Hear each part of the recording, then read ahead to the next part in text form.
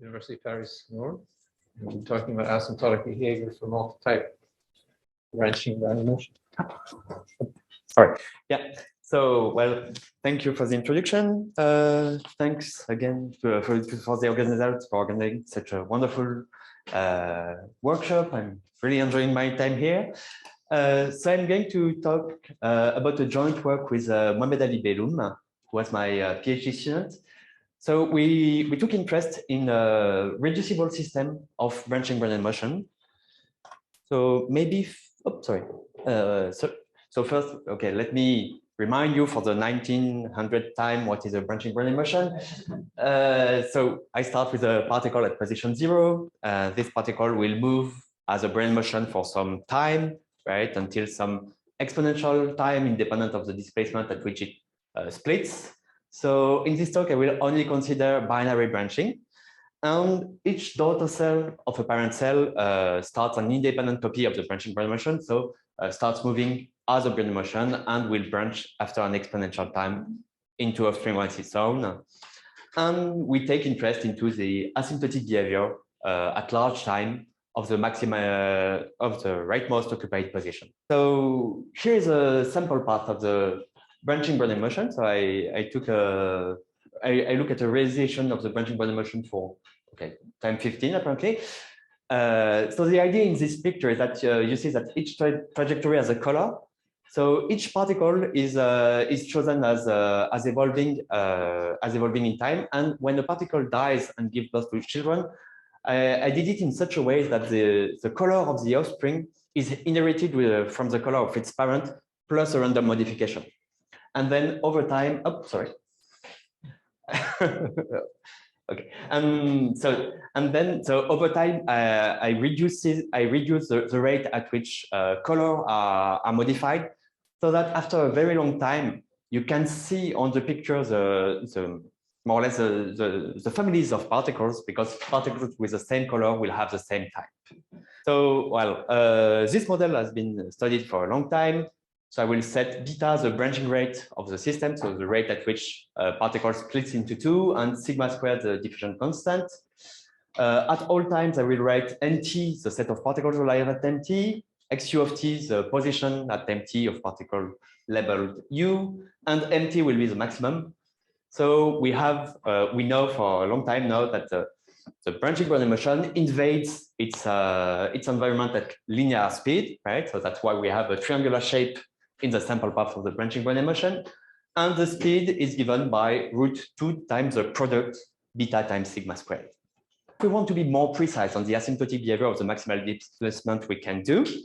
So you have the result of Bremson, which tells you that if you look at the maximal displacement centered around its mean, which is equal to the speed minus 3/2 log t term plus big of 1, this quantity is tight and converges in distribution to some random variable.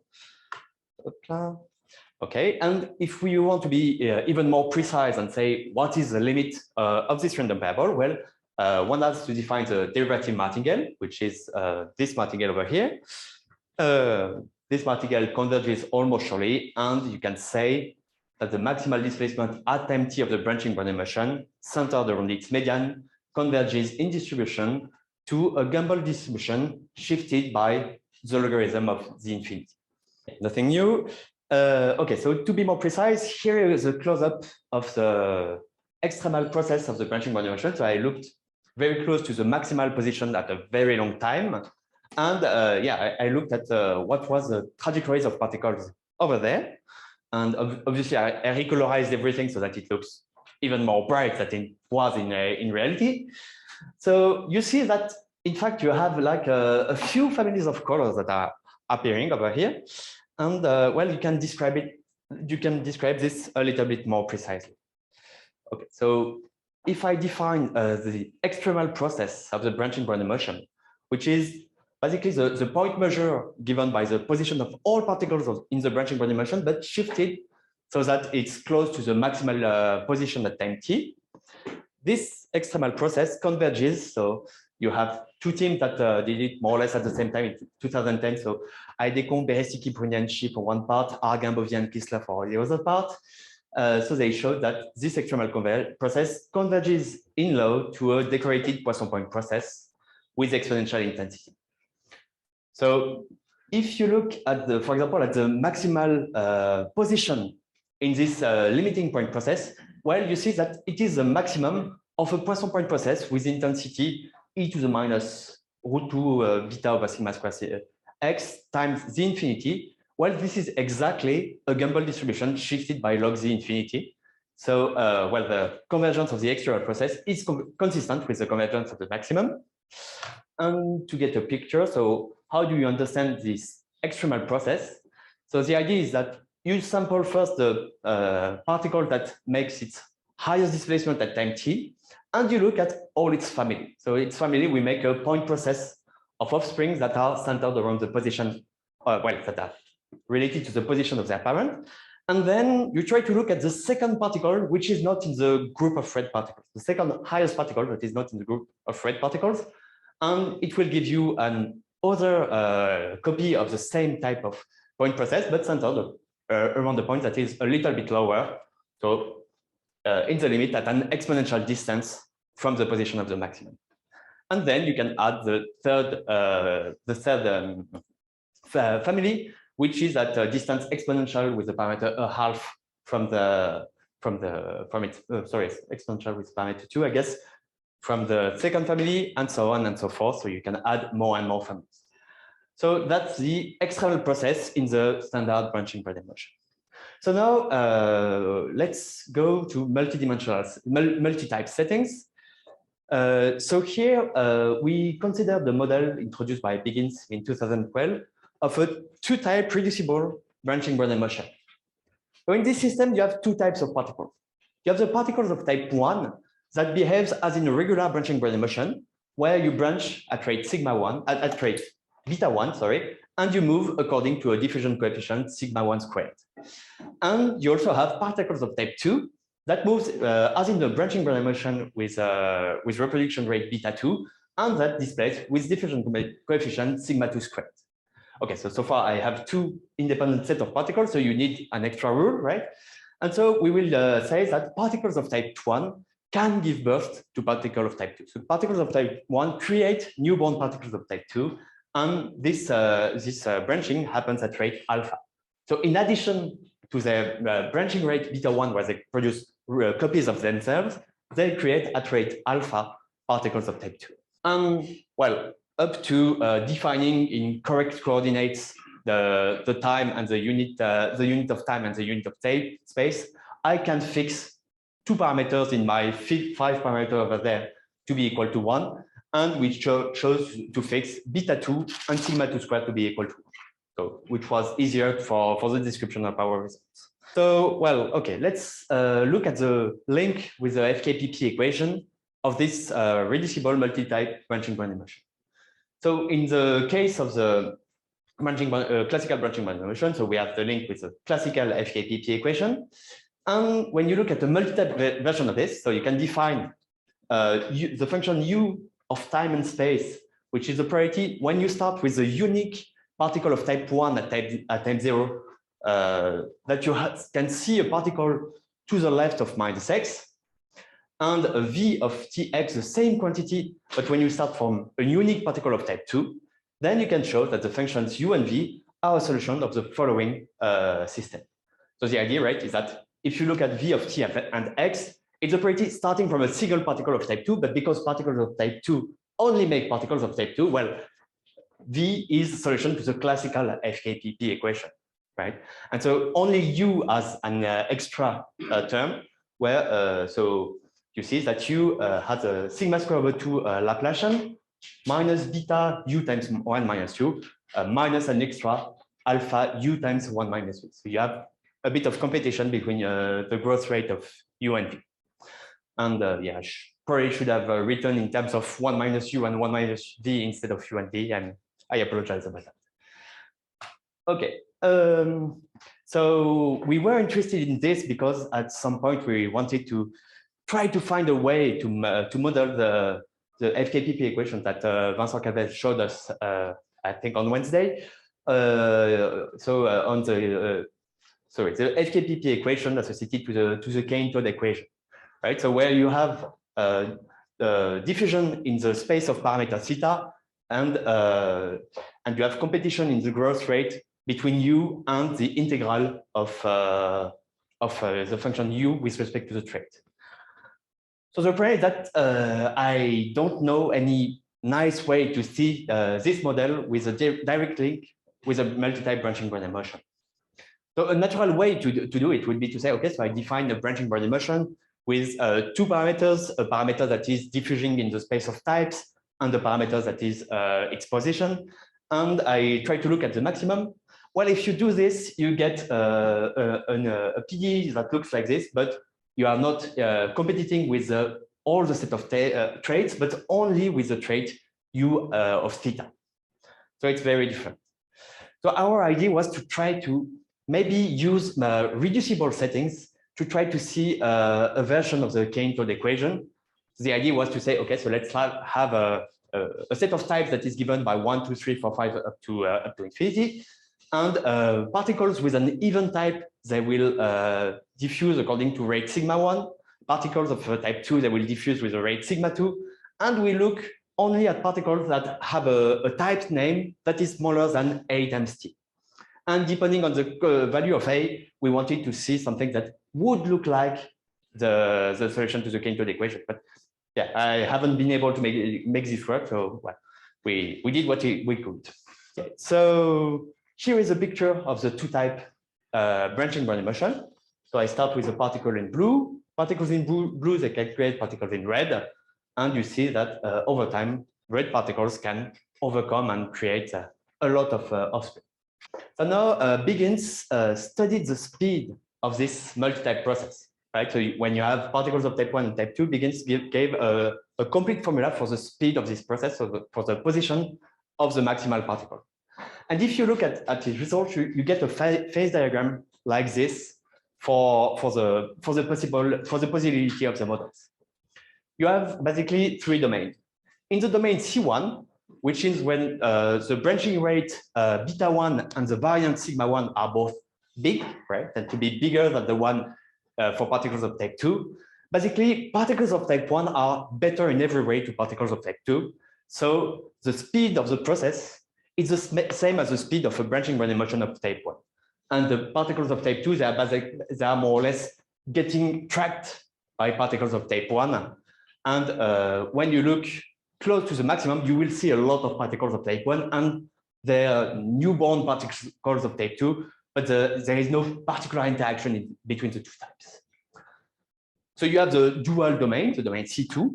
So in this domain, particles of type 2 have a much higher speed than particles of type 1.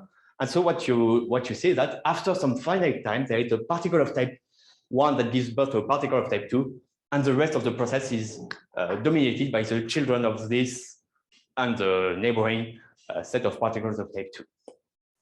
And you have this third area over here, which is an area given by the set of parameters so that beta 1 is large, but sigma 1 is small, right? So particles of type 1, they are very good at branching. They are very good at creating offsprings, but particles of type 2, they are very good at moving. And there you can find a trade-off between the two types of particle. You can stay of type 1 for some time, then you have lots of offspring, and among those offspring, you try to make a large deviation event for a descendant of type 2 of one of these offspring. And this creates an anomalous spreading behavior. So you have the speed of the two-type particle system, which will be faster than both the speed of particles of type 1 alone and the speed of particles of type 2 alone. And okay, so our idea was to try to get a more precise description of this system. So try to get the analog of the result of Heidequan and Argan et al. Right? So describe the extremal process of the multi-type branching Brownian motion in those three domains. Okay, so yeah, just to give you the formula for the speed. So you see that's what I told you in the domain C1. The speed of the two-type particle system is the same as the speed of particles of type 1 alone. In the domain C2, the speed is the same as the domain as the speed of particles of type 2 alone. And in the domain C3, the speed is larger than those two quantities. It's not obvious that it's larger, but it is.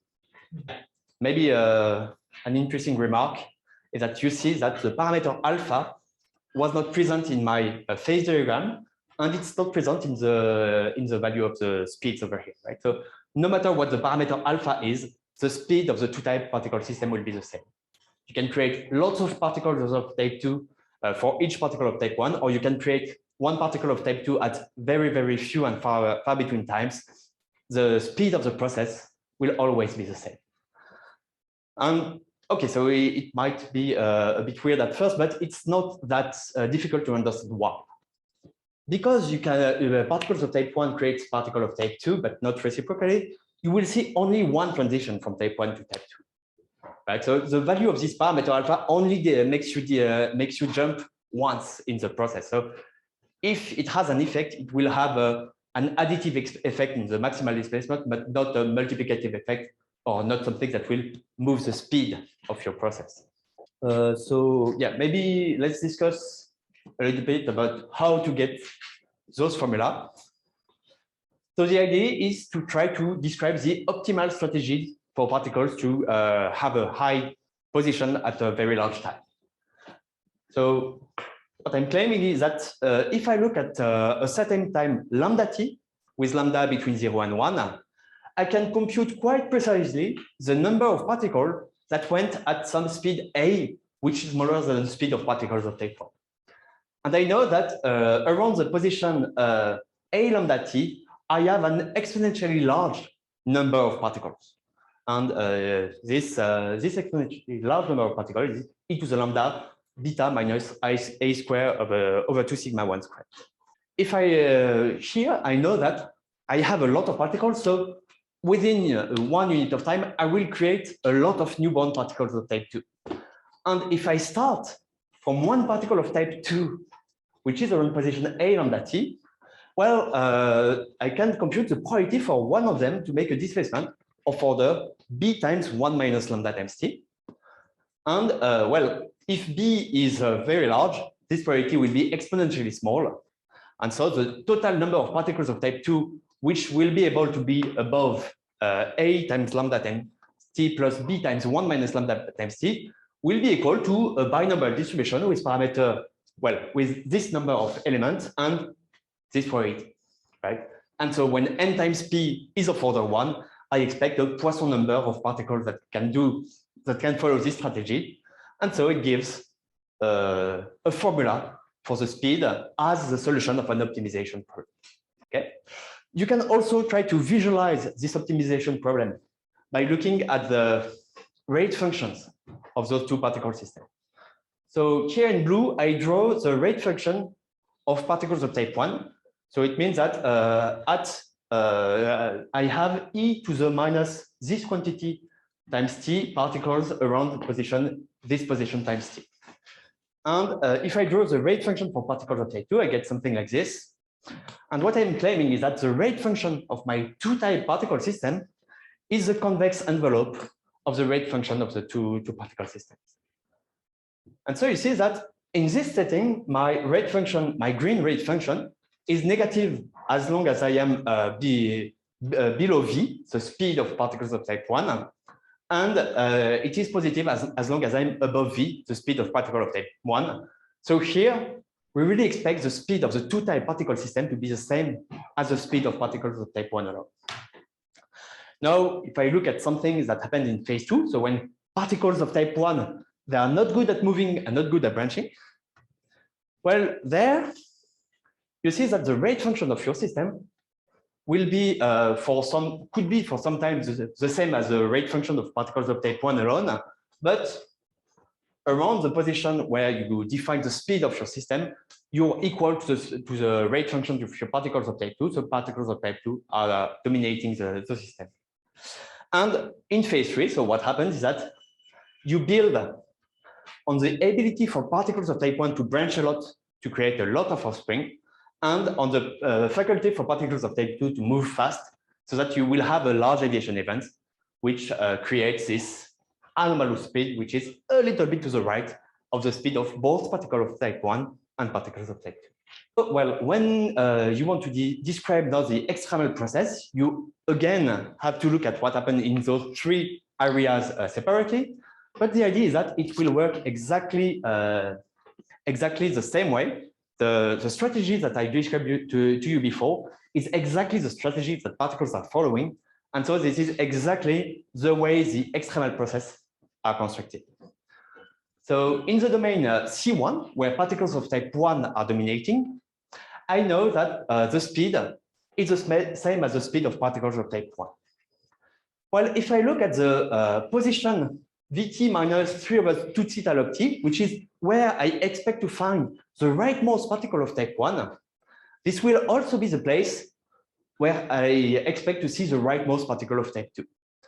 And the extremal process of the set of particles of type 2 alive at time t in the neighborhood of this position mt will be given by a decorated Poisson point process with exponential intensity. Okay, so and the derivative, the intensity of the exponent is multiplied by the infinity, which is the limit of the derivative martingale of particles of type 1. So in this area where particles of type 1 are better than particles of type 2, you see that the extremal process is really driven at what happens to particles of type 1 at the beginning of the system, right? If you know how many particles of type 1 can go at the optimal speed, well, you will be able to say quite precisely where the rightmost particle of type 2 will be. Okay, and so how do we prove this? Well, we can do explicit computation and show that we have, with high priority, only particles of type 2 are able to contribute to the extremal process. The only particles of type 2 that are contributing are the ones that are born within finite amount of time from the terminal time. And so because I know that the particles of type 1, they create a decorated Poisson point process with exponential intensity at time t minus a, well, the set of particles of type 2 that will be alive at time t will be given by a decoration of this decorated Poisson point process. And the decoration of a decorated Poisson point process is a decorated Poisson point process. So now if we look what happened in phase 2, so when particles of type 2 are dominating, well, the idea is again the same. I define V and theta, which are the parameters associated to the set of particles of type 2. And if I define MT, which is exactly where I expect to find the rightmost particle of type 2, if I start from a single particle of type 2, well, this is exactly as well the position where I will find my the rightmost particle in my two-type particle system. But here, contrarily to type 1, I will only see particles of type 2, right? Particles of type 1, they are far below this. And so what we're claiming is that in this situation, the extremal process will converge toward a random superposition of Poisson point process with exponential intensity and decoration given by the decoration of the classical branching Brownian motion, right? So the idea is that the set of particles of type 2, particles of type 2 that contribute to the extremal process, they are born really early in the process. So I can just look at the process up to time A. At that time, I know that I have a certain number of particles of type 2. Each of them will have an extremal process that looks like a Poisson point process with intensity c the infinity e to the minus theta x dx. And the total extremal process will be the superposition of this finite number of Poisson point processes. And we can show that the sum of the intensities is converging basically by three series theorem. Okay. And so now what happens in phase 3? So what happens when you have an optimal strategy to go from position 0 to position higher than the maximal speed that you would think is attainable? Well, there you see that the maximal displacement is actually linear. You don't have a logarithmic correction. And the extremal process that you obtain is a decorated Poisson point process with intensity which is not given by the which is not multiplied by the derivative martingale, but by an additive martingale. Okay, which is the additive martingale W of theta which is a martingale that counts the number of particles of type 1 that are able to go at a certain speed, which is the speed that I need to get to this rightmost position. So how do we prove this? So, well, first, I claim that when I am in this area T3, I can compute explicitly the solution to this optimization problem. I have a formula for P, A, and B. And the speed V that I defined just a slide before is exactly P times A plus 1 minus P times B. So what we have to do then is a saddle point method. We prove that with very high priority, the particles of type 2 that will contribute in the external process, that will be above position V times T minus a constant, they are really closely positioned. Well, they are really born at a time that is within distance root T from the time P times T. So you have kind of a central limit theorem for the time at which you shift from particle of type 1 to a particle of type 2. And the position at which you shift is given by P times A times T plus something of order root T. So actually, we could be a little bit more precise there.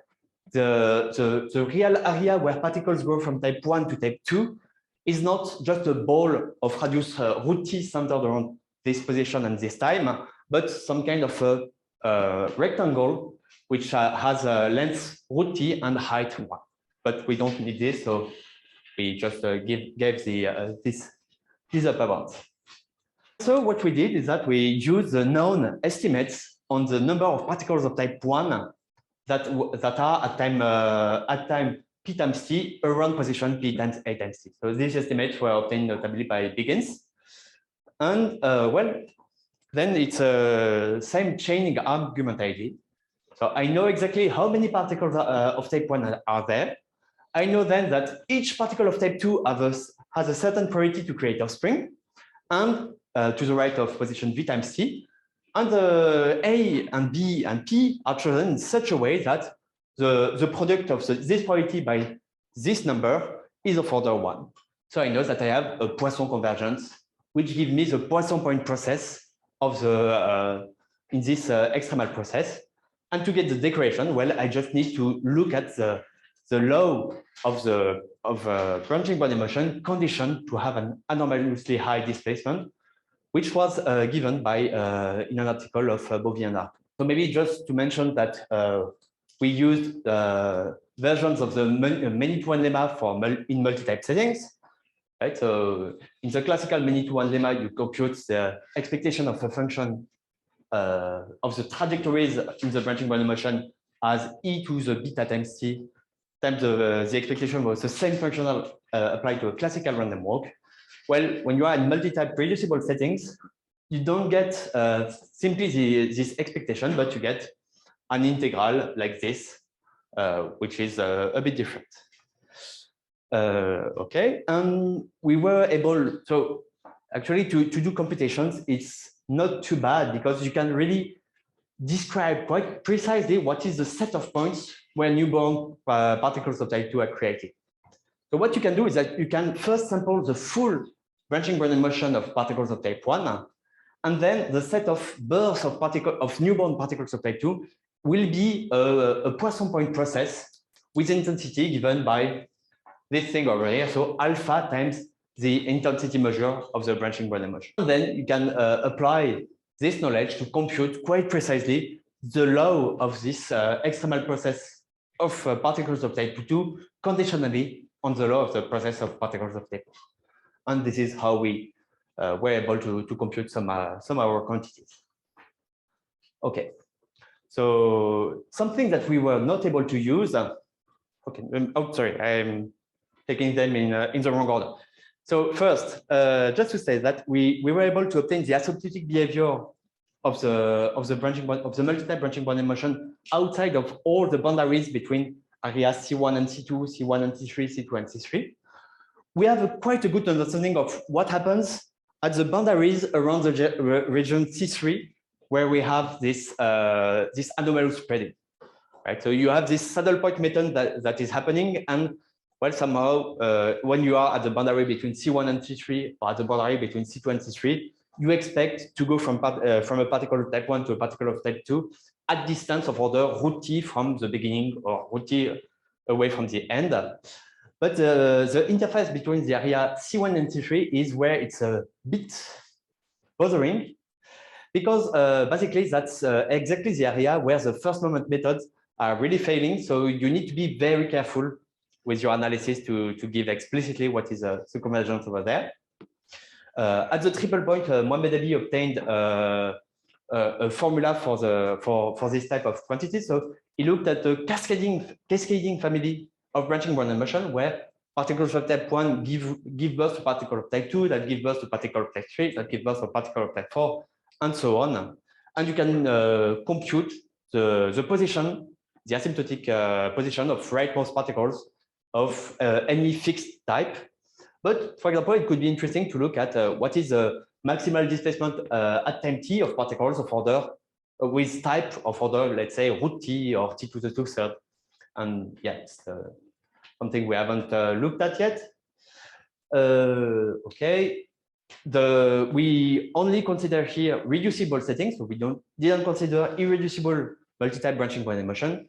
But for this, we strongly believe that we would get the same type of result as in the classical branching Brownian motion.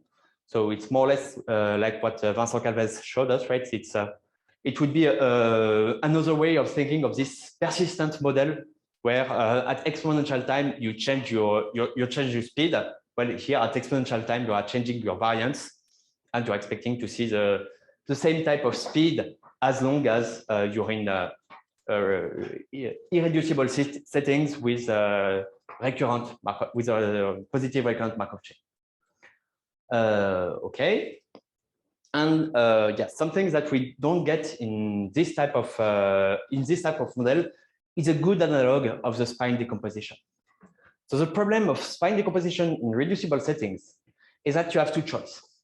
Well, either you stay forever of type 1, and then you have the spine decomposition for particles of type 1, which has its use, or you go from type 1 to type 2 after a certain number of steps that is finite. So you have a geometric number of steps when you're a particle of type 1, and then you go to particle of type 2. And those are the natural settings where you can do a spine decomposition. But well, the typical trajectories that we see don't look at all to these trajectories. We don't have a good way to take an analog of the spine decomposition to describe particles that stay up to type 1 for a time of order constant times t, and then go to particles of type 2. And this will be really useful to us, for example, if we were to look at more general set of types, maybe a continuum set of types. There we are not able to do the computations. Okay, and I think I will stop here. Thank you very much for your attention. Questions for Bastien? Thanks, Bastien. Just a question for understanding. So why isn't there a 1/2 log t in the case 3? Yeah, that's a good question. So I was thinking there would be one as well. The idea is that you have a little bit of leeway on the time where when you can shift from particle of type 1 to a particle of type 2. So it's not like it's not exactly the same thing as what happens when you have time unusual settings, right? Where your particle of type 1 up to time exactly pt, and then at time pt you go from type 1 to type 2. This is not exactly the same settings because you have a bit of leeway here. So you have some kind of a ball of possibilities, and that allows you to go a little bit faster. Oh yeah. Well, in a space-time thing. So it's kind of a rectangular, tilted rectangular shape. So when pt, well, position minus some constant times minus some constant times the time is smaller than 1, and in the other direction it's smaller than root t, you can be a new extremal particle. And then how does this manifest in the proofs? So in the terms proof, of truncations, for example. Yeah. So in the proof, what we do is we try to compute the extremal, the Laplace transform of the extremal process. Sorry, using this formula over here, right? So if I look at the Laplace transform, sorry, of the extremal process at time t, I see that this quantity can be written as the this random exponential, right? And here you just recognize the classical log Laplace transform of a classical branching dimension. So we know exactly how does this quantity behaves as x goes to infinity and t goes to infinity, right? With the right ratio. So when you replace in this integral this function phi by its approximation, you get something which will have a Laplace saddle point method where you have something like e to the minus s plus 1 over s times t, and this will give you an extra root t term in when you do a Taylor expansion around the maximum. Does it make sense? No. So actually, you use that 0 is 1/2 minus 1/2. Yes.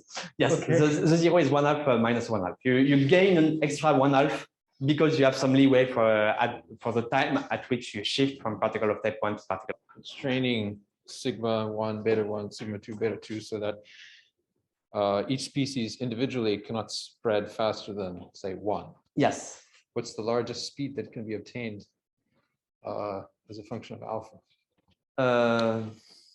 No, it doesn't. It really does not depend on the alpha. The speed. So this can the speed of type 2 be arbitrary? It can't be arbitrarily. Can it be arbitrarily large? By well, yeah, okay. Under the constraint that the individual speeds without alpha. Yeah. So maybe you can see it in the rate functions, right? So I draw it a little bit. The rate functions.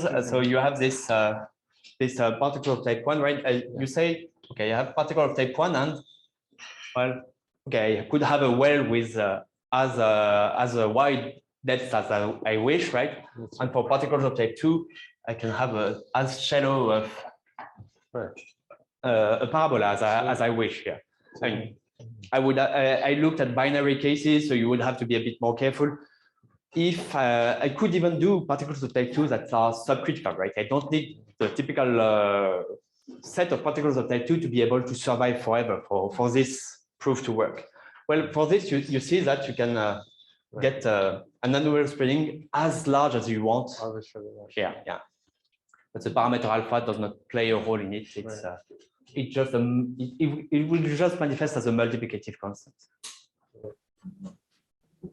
Yes, if you could allow 1 to give birth to 2 and 2 to give birth to 1, they would all move at the same velocity. Yes. But now if you have a multitype, yeah, and you have complicated graph like I, then J, but you have interesting effects. So you see, you could have 3, for example, and 1 to 2. Yes. So the idea would then be to try to decompose the set of type in such a way that you have a class of types, a first class of type, right, that can give birth to a second class of type that reproduce also among themselves, that gives birth to a third class of type, something like this. You cannot have loop. Well, if you have loop, then you have just one class, right? And so what I'm more or less claiming is that in each class, it's like as if you were a single type. And so Begins actually in his model, he considers, I think, this setting with a general reducible Markov shape for types.